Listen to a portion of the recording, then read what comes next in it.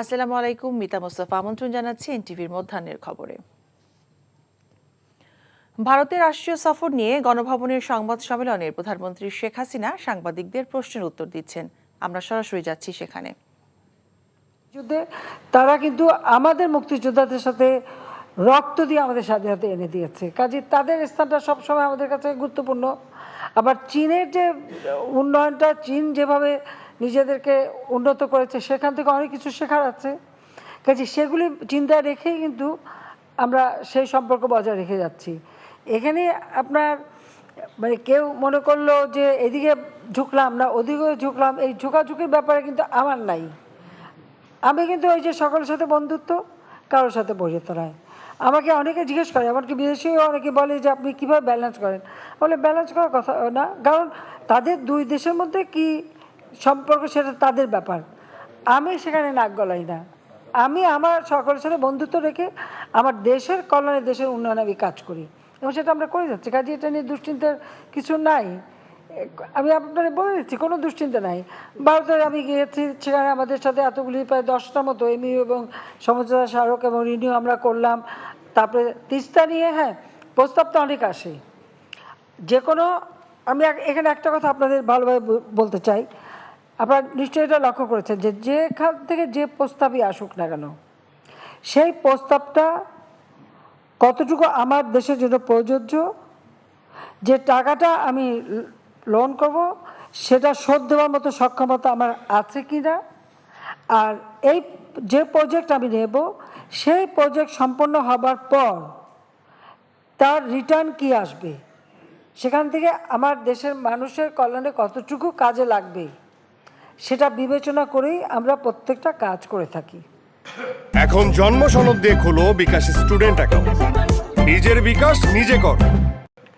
এখন আমাদের 54টা নদীর পানি বন্টনে ভারতের সঙ্গে আমাদের দীর্ঘদিনের একটা সমস্যা রয়ে গেছে এবং এখানে শুধু ভারত না, ওদিকে আবার তার উপরে আবার চীনও কিন্তু পানি তুলে নেওয়ার একটা ঘটনা আছে। এ ধরনের কিছু, যেহেতু আমাদের মানে হিমালয় রেঞ্জের যে নদীগুলি চলে আসে, এই নদীগুলি নিয়েই কিন্তু নানা ধরনের দ্বন্দ্ব আছে, সমস্যাও আছে, আবার সমাধানের পথও আছে। সেই ক্ষেত্রে আমরা মনে করি যে যেহেতু তিস্তা পানি নিয়ে আমরা বারবার দাবি করছি, তো তিস্তা প্রজেক্ট আমরা যেটা নিয়েছি, এই প্রজেক্টটা যদি আমরা করি, আমাদেরকে চীন তারাও এই প্রস্তাব দিয়েছে, ভারতও প্রস্তাব দিয়েছে। অবশ্যই আমি এটা বিবেচনা করব কোন প্রস্তাবটা করলে পরে আমার দেশের মানুষের কল্যাণে আসবে, আমি সেটাই গ্রহণ করব। কোন প্রস্তাবটা নিলে আমার মানে লোন কতটুকু নিলাম, কতটুকু আমাকে শোধ দিতে হবে, দিতে কতটুকু পারবো, এসব কিছু বিবেচনা করেই তো আমাদের করতে হবে। সেক্ষেত্রে ভারত যখন বলেছে তারা করতে চায় এবং তারা টেকনিক্যাল গ্রুপ পাঠাবে, অবশ্যই তারা আসবে, আমরা যৌথভাবে সেটা দেখব। চীনও একটা ফিজিবিলিটি স্টাডি করেছে, ভারতও একটা করবে, করে আমরা আমাদের কাছে যেটা সব থেকে বেশি গ্রহণযোগ্য, লাভজনক, আমরা সেটাই করব। আর যেহেতু ভারতের সাথে আমাদের তিস্তা পানির দাবিটা অনেক দিনের, তো ভারত যদি আমাদের তিস্তা প্রজেক্টটা করে দেয় তাহলে আমাদের সব সমস্যাই তো সমাধান হয়ে গেল। তো সেটাই আমার জন্য সব বেশি সহজ হলো না? আপনারা নিজেই বিবেচনা করে দেখেন। কাজে ভারত যখন এগিয়ে আসছে, আমরা এটাই মনে করি যে ভারতের সাথে যদি আমরা এই তিস্তা প্রজেক্টটা করি, সেটা আমার দেশের এই পানি নিয়ে আর প্রত্যেকদিন প্যাঁ করতে হবে না, আমরা সেই সুবিধাটা পাবো। কাজে এখানে আমি তো কোনো সমস্যা দেখি না। আমার ভারতে প্রাইম মিনিস্টার মোদী যখন আমাকে দাওয়াত দিলেন তার শপথ অনুষ্ঠানে যেতে, আমরা গেলাম। তারপরে তিনি রাষ্ট্রীয় সফরে দাওয়াত দিলেন, আমি রাষ্ট্রীয় সফরও করে আসলাম। চীন আমাকে দাওয়াত দিয়েছে, আমি চীনে যাব। আমি যাব না কেন? আমার বাংলাদেশ সভরেন দেশ, আমি সবার সাথে বন্ধুত্ব নিয়ে চলবো। কার কি ঝগড়া সেটা তাদের সাথে থাকে, আমার না। আমার দেশের মানুষের কতটুকু উন্নতি করতে পারি সেটাই আমার। এখন জন্ম সনদ দিয়ে খোলো বিকাশ স্টুডেন্ট অ্যাকাউন্ট, নিজের বিকাশ নিজে কর। এইবার অনেকক্ষণ পরে চান্স পেয়েছে, বলো। মাননীয় প্রধানমন্ত্রী, আমার নাম রাহুল রাহা, আমি নিউজ 24 টেলিভিশনে কাজ করি। আপনাকে একটা গানের লাইন মনে পড়লো বলে মাইক্রোফোনটা ধরলাম। আচ্ছা, গুড। 96 সালে আপনি নির্বাচনের আগে একটা প্রচারণা চলছিল বাংলাদেশ বিক্রি হয়ে যাবে, তখন আমাদের বড় ভাই লুৎফর রহমান রিটন একটা কবিতা লিখেছিলেন যে ইদানিং শোনা যাচ্ছে বাংলাদেশকে কারা নাকি ভাই বিক্রি করতে চাচ্ছে। বিস্মিত এক দোকানি বলে, একই কথা, হায় আল্লাহ, বাংলাদেশকে মাপতে লাগবে কত বড় গাড়ি পাল্লা। সুর দিয়ে বলো। হ্যাঁ, তাহলে আমি তখন একটু সুর দিয়ে বলো। আপনাকে আমি ঘরে গিয়ে সুর দিয়ে বলবো। হ্যাঁ। এখন হ্যাঁ, ঘরে তুমি গানের সুর দিয়ে বলো। সুর দেওয়া আছে, এটা সুর করেছি এবং আমরা বিভিন্ন কালচারাল অর্গানাইজেশন যখন গিয়েছিলাম আপনার পক্ষে, এটা আমি আপনার বাসায় গিয়ে সুর দিয়ে শোনাবো। এখন একটা বাবা, প্রশ্ন, এইগুলো সেটা সবাই হচ্ছে, শুনতো। আপনি খেয়াল করেছেন ল্যান্ড বাউন্ডারি এগ্রিমেন্ট সাইনিং এর সময় কোন ধরনের প্রতিবন্ধকতা ছাড়া ভারতের প্রত্যেকটা এমপি আপনাকে সমর্থন দিয়েছে। ভারতের প্রত্যেকটা এমপি আপনাকে সমর্থন দিয়েছে এবং বোঝা যায় ভারতে আপনার গ্রহণযোগ্যতা কতখানি। এটা যদি ব্রিটিশ আমল হতো আর আপনি যদি নির্বাচন করতেন, ফলাফল ভারতের জন্য কি হতো কে জানে। হ্যাঁ, তো অভিন্ন ল্যান্ড থাকতো। ফলে আমি বলছি যে আপনার জনপ্রিয়তা ভারতে এখানে। বহুদিন ধরে আমরা বিবিআইএন এর কথা শুনেছি এবং আমার খুব ইচ্ছা যে ঢাকা থেকে, আমি প্রায় 20 বছরের মতো লাইসেন্স নিয়ে বসে আছি, ঢাকা থেকে গাড়ি চালিয়ে আমি একটু পোখারায় যাব, হিমালয়ের কাছে যাব। হিমালয় থেকে সুন্দরবন হঠাৎ বাংলাদেশ, তা বঙ্গোপসাগর থেকে হিমালয় পর্যন্ত আমি গাড়ি চালিয়ে যাব, এটা আমার খুব ইচ্ছা। কিন্তু এটা এখনো পর্যন্ত হয়নি। কিন্তু রাস্তাঘাট কিন্তু তৈরি হয়ে গেছে আপনার কল্যাণে, আমাদের এই অঞ্চলের উন্নয়নে কল্যাণে। এই কাজটা কত দূরে গিয়েছে, কিন্তু এখন তো যাওয়া যায় তো। কিন্তু সে তাও না না, যাচ্ছে, অনেকে যায়। ইজি প্রসেস না, ইজি প্রসেস না এটা। সার্বজনীনভাবে ইজি করা যায় কিনা বা কত দূরে সেইটা একটু। আর একটা হচ্ছে যে আপনি জানেন কিনা, সেটা তো লাগবে, কিন্তু যাওয়া যাচ্ছে তো, অনেক টুরিস্ট যাচ্ছে। আর একটা জিনিস আপনি জানেন কিনা, ইউকে সুপ্রিম কোর্ট যুদ্ধাপরাধী চৌধুরী মঈনুদ্দিনের এক্সট্রাডিশনের ব্যাপারে একটা রায় দিয়েছে। সেই রায়ে এসে বাংলাদেশের যুদ্ধাপরাধের বিচারের প্রক্রিয়া নিয়ে, আপনি জানেন যে আমি আপনাকে কপিও পাঠিয়েছিলাম হোয়াটসঅ্যাপে, সেই ব্যাপারে তার এই যে ঘটনাটা ঘটেছে, এতে আমাদের বিচার ব্যবস্থার প্রতি একটা গ্লোবাল এক ধরনের দৃষ্টিভঙ্গি তৈরি হতে পারে। এই বিষয়টা সরকার প্রধান হিসেবে আপনি কিভাবে দেখছেন? না, ওইটা নিয়ে অলরেডি কথা হয়েছে, আইনমন্ত্রীর সাথেও কথা হয়েছে এবং সেটা নিয়ে যা যা ব্যবস্থা নেওয়া দরকার আমরা নিচ্ছি। এটা ইতিমধ্যে আমরা সঙ্গে সঙ্গে ব্যবস্থা নিচ্ছি। আর বিবিআইএন আমরা করেছি, এখন কিন্তু যাওয়া যায়, যেতে খুব একটা সমস্যা হয় না, অনেকেই কিন্তু যাতায়াত করে। সাউথ মাননীয় প্রধানমন্ত্রী, ব্যাংক গ্যারান্টি দিতে হয়, সেটা খুব ডিফিকাল্ট প্রসেস। না, ব্যাংক গ্যারান্টি কিসের ব্যাংক গ্যারান্টি? কিসের ব্যাংক গ্যারান্টি? গাড়িটা নিতে গেলে একটা ব্যাংক গ্যারান্টি দিতে হয়। তো গাড়ি আপনি গাড়িটা নিয়ে যাচ্ছেন না, গাড়িটা আবার ফেরত আনবেন, এইটুকু গ্যারান্টি, এত কিছু না। এটা তো খুব স্বাভাবিক। ওই আন্ডারটেকিং এ না, এটা পৃথিবীর বহু দেশে আছে। আমি যখন ইটালিতে ছিলাম, পাশে যুগোস্লাভিয়া, প্রতি সপ্তাহে একদিন করে যে কোনো লোক যুগোস্লাভিয়া থেকেও বাংলাদেশে আসতে, মানে ইটালি আসতে পারতো, ইটালি থেকেও যেতে পারতো। এমনকি ওরা আসতো এখান থেকে ইলেকট্রনিক জিনিস কিনতে, আর ইটালি ওই টিএস থেকে ওখানে যেত, তারা ওই মাংস, মদ, সবজি, ফল এগুলি নিয়ে আসতো এবং তার একটা লিমিট করা ছিল যে একটা পরিবার এত পরিমাণ আনতে পারবে। এটা একদম ওদের ওপেন ছিল, আপনি সপ্তাহে একদিন যাবেন, বাজার করে নিয়ে আসবেন।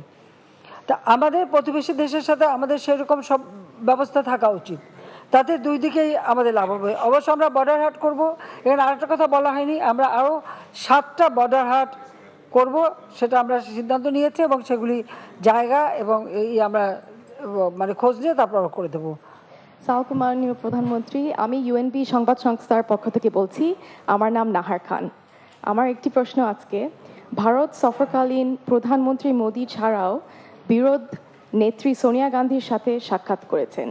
এই সাক্ষাৎ কি সৌজন্যমূলক ছিল, না আপনাদের দুজনের মধ্যে অর্থপূর্ণ কোনো আলাপ আলোচনা হয়েছে? ধন্যবাদ। সোনিয়া গান্ধী। জি, আমি তো বললাম, আমার সঙ্গে ভারতের প্রত্যেক দল সকলের সঙ্গে একটা ভালো বন্ধুত্বপূর্ণ সম্পর্ক আছে। আর বিশেষ করে সোনিয়া গান্ধী বা তার ছেলে মেয়ে বা প্রণববাবু তার ছেলে মেয়ে, আমাদের একটা পারিবারিক সম্পর্ক আছে। কাজী ইন্দিরা গান্ধীর পরিবারের সাথে আমাদের পরিবারের একটা পারিবারিক বন্ধন আছে, সেটা সকল রাজনীতি সব কিছুর ঊর্ধ্বে। কাজে এটা নিয়ে আমার মনে হয় এত চিন্তা করার কিছু নেই। সবাইকে ধন্যবাদ, আমার শেষ করে দিই। মাননীয় প্রধানমন্ত্রী, চা খাবো। আমি একটা ছোট প্রশ্ন চা ঠান্ডা হয়ে যাচ্ছে। আজকের মতো প্রেস কনফারেন্স এখানে শেষ হবে। মাননীয় প্রধানমন্ত্রী, আপনাকে অনেক ধন্যবাদ এবং আপনি অনুমতি দিলে অনুষ্ঠান শেষ করি। ঠিক আছে। ধন্যবাদ মাননীয় প্রধানমন্ত্রী। আপনাদের সবাইকে খোদা হাফেজ। জয় বাংলা, জয় বঙ্গবন্ধু, বাংলাদেশ চিরজীবী হোক। একটু আপ্যায়নের ব্যবস্থা আছে আপনাদের জন্য। এতক্ষণ দেখছিলেন ভারত সফর নিয়ে সংবাদ সম্মেলনের প্রধানমন্ত্রী শেখ হাসিনার বক্তব্য। বন্যার আরও খবর জানাচ্ছেন মৌলভীবাজারের স্টাফ করেসপন্ডেন্ট উমেদ আলী। উমেদ, বন্যার পানি কি নামতে শুরু করেছে? আপনি ওখানকার এক সার্বিক অবস্থা সম্পর্কে আমাদেরকে জানাবেন।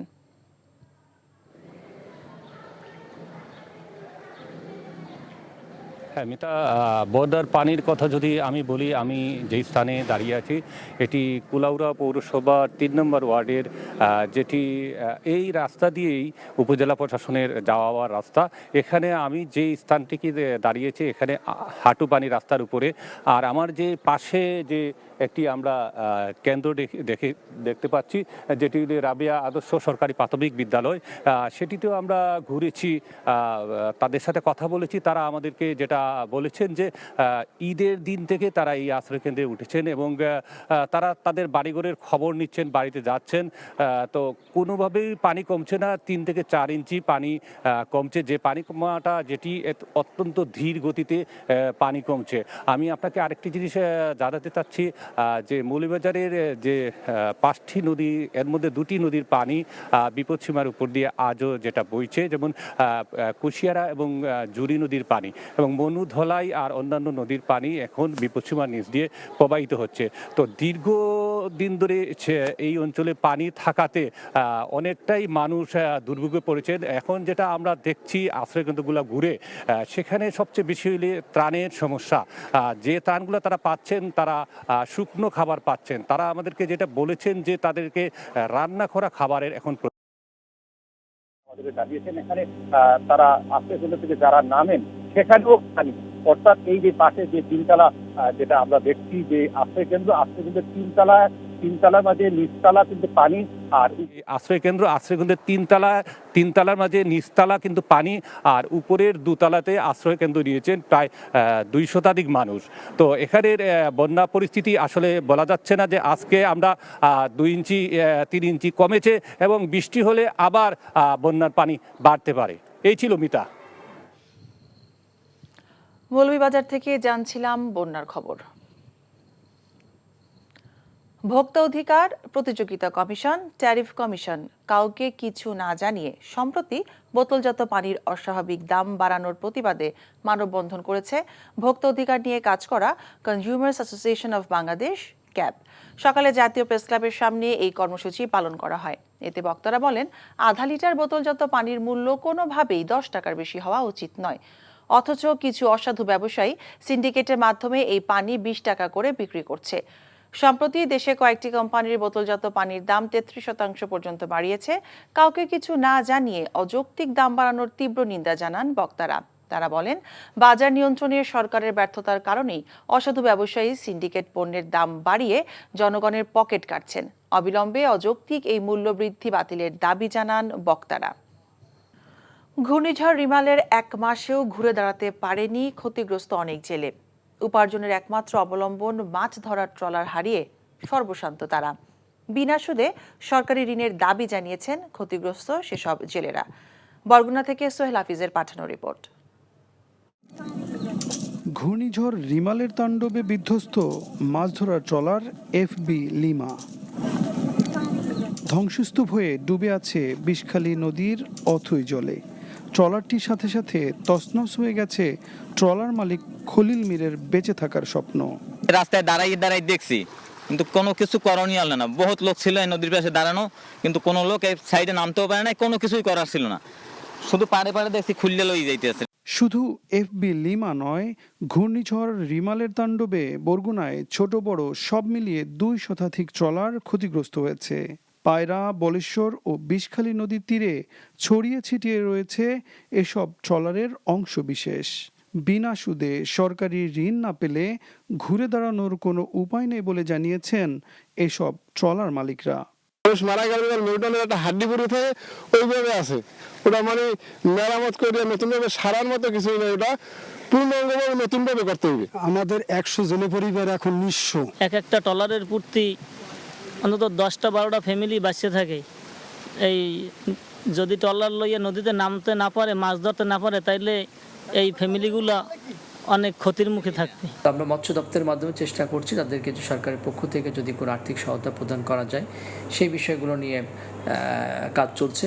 বরগুনা জেলা মৎস্যজীবী ট্রলার মালিক সমিতির তথ্য মতে জেলায় মাছ ধরার প্রায় ৩,০০০ ট্রলার রয়েছে আর জেলে রয়েছে প্রায় ৪৫,০০০। সোহেল হাফিজ, এনটিভি নিউজ, বরগুনা। বাংলাদেশের প্রথম ক্রীড়াবিদ হিসেবে প্যারিস অলিম্পিকে সরাসরি খেলার যোগ্যতা অর্জন করা আর্চার সাগর ইসলাম দেশে ফিরেছেন। ভোরে হযরত শাহজালাল আন্তর্জাতিক বিমানবন্দরে আর্চারি ফেডারেশনের কর্মকর্তারা তাকে বরণ করে নেন।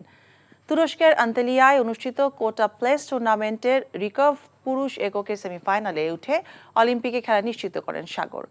শেষ পর্যন্ত রৌপ্য জিতেছেন বিকেএসপির এই আর্চার। সাগর সহ 7 আর্চারও এদিন দেশে ফিরেন। বৃহস্পতিবার বিকেলে পল্টনের শেখ রাসেল রোলার স্কেটিং কমপ্লেক্সে কৃতি এই আর্চারকে সংবর্ধনা দেওয়া হবে বলে জানিয়েছে আর্চারি ফেডারেশন। প্যারিস অলিম্পিকে বাংলাদেশ থেকে কতজন খেলোয়াড় সুযোগ পাবেন তা এখনও চূড়ান্ত হয়নি। বাংলাদেশ অলিম্পিক অ্যাসোসিয়েশন বিভিন্ন খেলার জন্য 6 জনের জন্য ওয়াইল্ড কার্ড চেয়ে আবেদন করে রেখেছে আন্তর্জাতিক অলিম্পিক কমিটির কাছে। এরই মধ্যে নিজ যোগ্যতায় সবার আগে অলিম্পিকে জায়গা করেছেন রাজশাহীতে জন্ম নেয়া সাগর। এই ছিল মধ্যাহ্নের খবরে। এই খবরের ভিডিও সহ আপডেট জানতে ভিজিট করুন এনটিভি অনলাইন www.ntvbd.com। এছাড়াও এনটিভির জনপ্রিয় সব অনুষ্ঠান ও খবরের আপডেট জানতে ভিজিট করুন আমাদের ইউটিউব ও ভেরিফাইড ফেসবুক পেজ। 2টায় দুপুরের খবর দেখার আমন্ত্রণ রইল। সবাইকে ধন্যবাদ।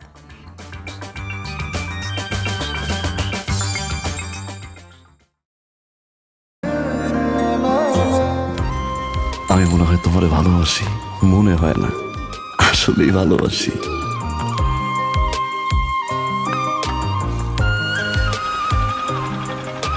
আপনি যে আমাকে ভালোবাসেন আমি টের পাই।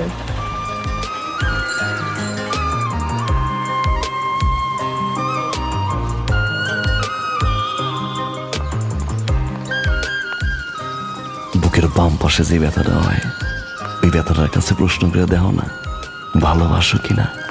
10 টাকা 10 টাকা ঘুরাইয়া দেখেন ভাগ্যের চাকা। Lottery lottery lottery.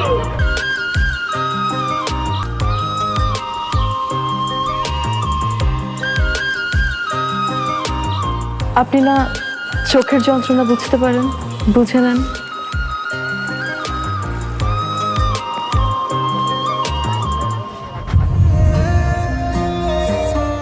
কিন্তু পুরো জগৎ মিথ্যা বলতে পারে, মানুষের চোখ কিন্তু কখনো মিথ্যা বলে না। তোমার ওই চোখ বলে তুমি আমারে ভালোবাসো।